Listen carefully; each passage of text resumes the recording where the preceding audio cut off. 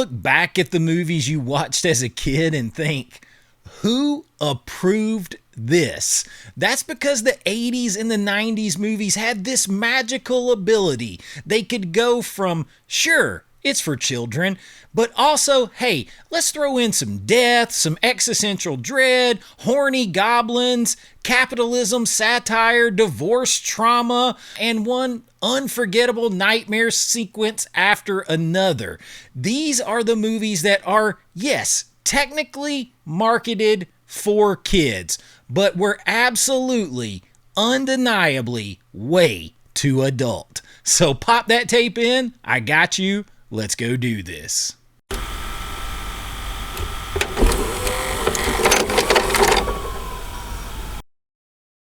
All right, kicking us off on this crazy list is, why not, some Don Bluth animation here. We've got All Dogs Go to Heaven.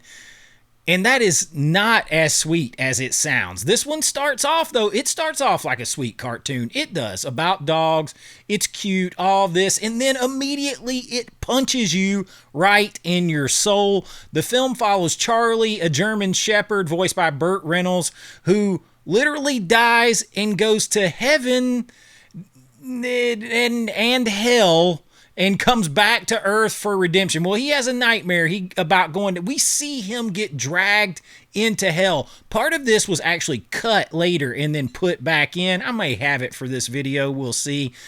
But that's already a lot for a children's movie. But then you add in the gambling, the murder, the alcoholism vibes, and the fact that the entire movie is basically about mortality and second chances to keep you out of the fiery dungeon down there. Yeah, it's heartfelt, but it's also deeply heavy. It's one of those movies we watched as kids, watched it on VHS, and didn't realize that we were basically processing grief and like eternal damnation at the age of 6. But that's what you get with All Dogs Go to Heaven. It comes in at number 10. Now, number 9 is one that just got a 4K release, and upon watching it, I think it definitely fits on this video. It is The Garbage Pail Kids. Look, okay, what even is this movie? I admit that my brother and I collected Garbage Pail Kids cards to kind of gross each other out, and they were popular there for a while. And this movie is based on the trading cards, and the film follows a teenager who befriends the grotesque little mutant weirdo creatures living in a garbage can, but the tone is kind of bizarrely adult. The humor is very mean in this movie. The imagery is very much body horror, or at least body horror adjacent, and it has this sleazy undercurrent to it that feels more like a forgotten, like weird exploitation film than it does a children's comedy. This is one of those VHS rentals that made you go, I'm not supposed to be watching this, I don't think, but it was on the kids' shelf, so heck yeah. I mean, it's truly unhinged and absolutely gross. The Garbage Pail Kids comes in at number 9. Now, at number 8, we have what a lot of people consider a classic, and that is Labyrinth. Ah, yes, Labyrinth. A fantasy film where David Bowie plays the Goblin King, who is strangely seductive. The plot follows a teenage girl trying to rescue her baby brother from the magical labyrinth full of bizarre creatures and dream logic puzzles, but the movie has an unmistakable energy. It's basically a surreal, dark fantasy coming of age story wrapped up with all that fantasy imagery to make it feel different in some ways, but it has themes of temptation, desire, growing up and leaving childhood behind, and almost being tempted into those things. And David Bowie's presence is like, was this a kid's movie or like a fever dream for adults? The answer is yes, both ways. Labyrinth had to be on this list. And look, hey, if you follow me, you knew I could not do this list without number 7, The NeverEnding Story. This movie traumatized entire generations, including me.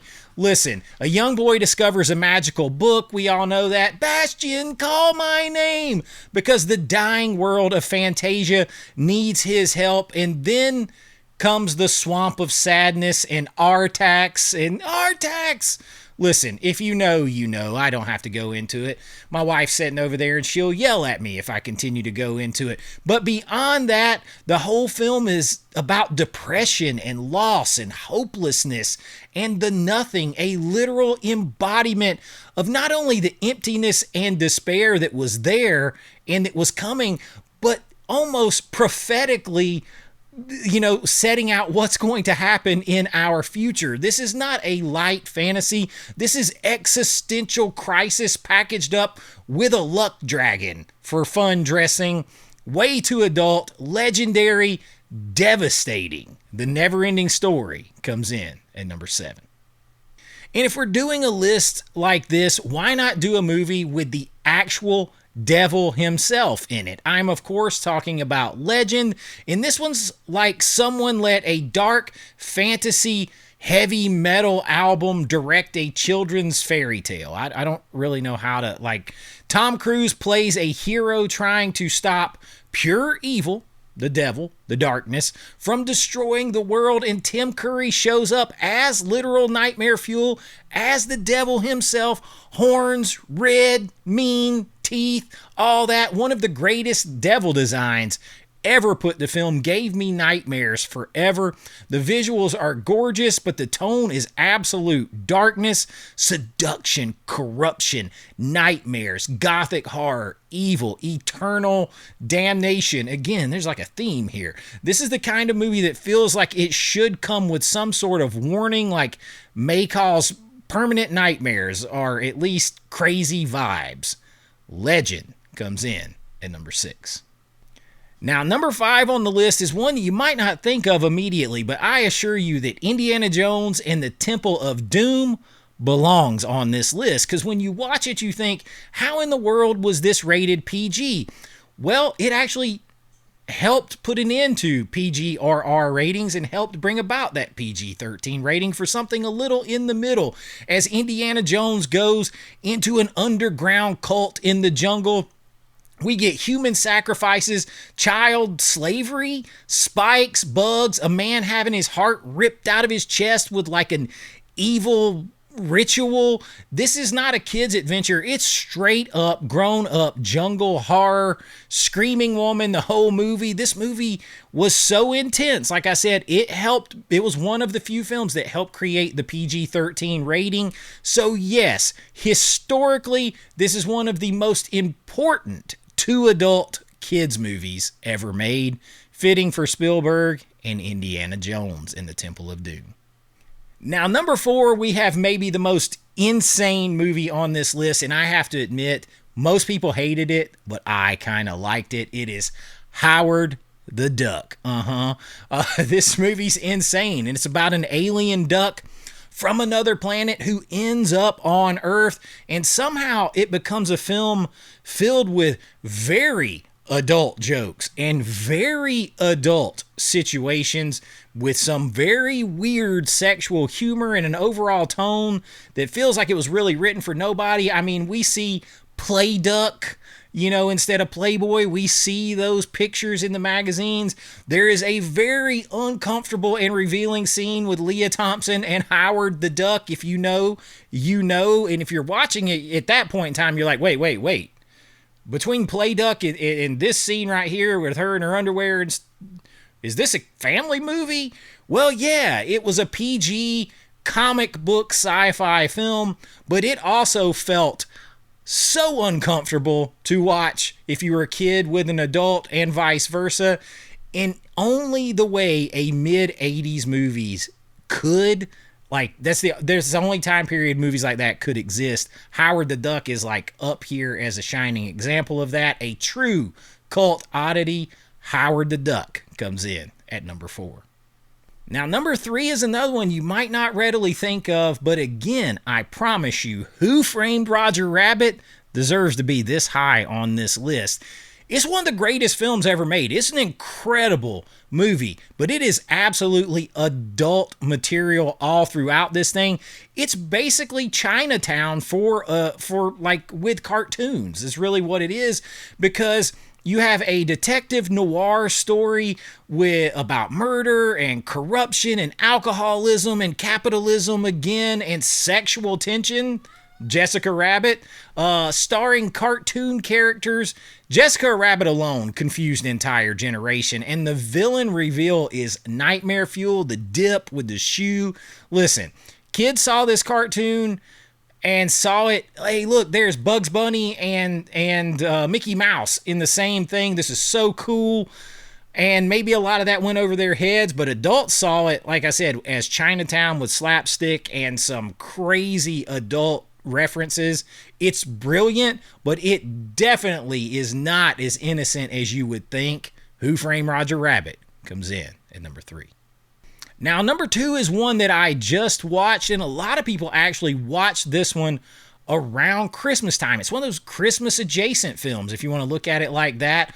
But Batman Returns is not a children's superhero movie, no matter how it was marketed. This is a gothic, psychosexual nightmare film disguised as a Batman movie. It's about trauma and loneliness, abandonment, violence, very sexual. I mean, Catwoman is basically a walking bundle of dangerous adult sexual energy. The Penguin is grotesque, and I mean, he's after it too in this movie. Let's not get it twisted. And the imagery is dark, and the tone is pure Burton weirdness, which already leans kind of odd. Parents took kids to the movie seeing this, expecting a fun superhero film, and instead they got a movie about broken people in latex, a lot of sexual stuff going on. It's a masterpiece, but not really a kid's movie. It is way more adult than that. Batman Returns, awesome film, comes in at number 2. And at number 1, I have a big one that you might not have seen coming. It is Tom Hanks's Big. Look, this is the ultimate one. On paper, fun, family comedy, innocent Tom Hanks back in the day. A kid makes a wish, all this stuff, but then he becomes an adult overnight. And suddenly Tom Hanks is working a corporate job while still mentally 12. He's still a 12-year-old on the inside. So when you really think about it, he's 12, but the movie is about adulthood, sexuality, identity, again, some more capitalism satire in there. And then there's the whole romantic relationship that is incredibly strange if you remember he is a child inside. So yes, it's charming, funny, and iconic, but also a little creepy and weird if you really overthink it just a little bit and think, hey man, he's 12. It's a kid inside there. He's doing all these adult things. It's a little weird. And you start to say, this is one of those movies that gets more adult as you go, and you're thinking, how did this get marketed to kids as a family film? But it was. So Big. Just go back and watch it. You'll see what I'm saying. It comes in at number 1.